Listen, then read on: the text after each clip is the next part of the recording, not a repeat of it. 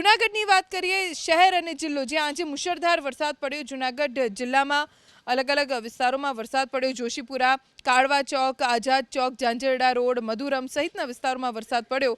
સવારથી જ શહેરી વિસ્તારમાં ઉકળાટભર્યું વાતાવરણ હતું અને બપોર બાદ વરસાદ વરસતા વાતાવરણમાં ઠંડક પ્રસરી ગઈ।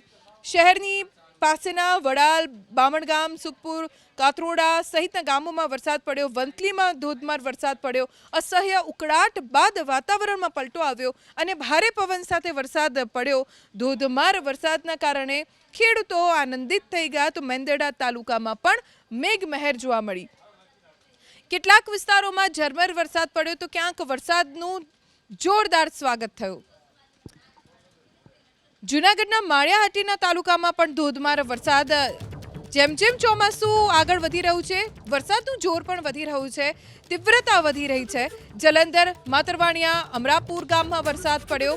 માળિયાહાટીના તાલુકામાં વરસાદના આગમનથી ખેડૂતો ખુશ છે, કેમ કે વાવણી તેમની જે તૈયારી કરી હતી અત્યાર સુધીની વાવણી જેવો જ વાવણી લાયક વરસાદ વરસી રહ્યો છે। ખેડૂતોના ચહેરા ખીલી ઉઠ્યા છે।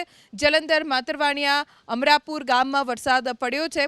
વાતાવરણમાં પણ ઠંડક પ્રસરી ગઈ છે, પણ ઝરમર વરસાદ છે।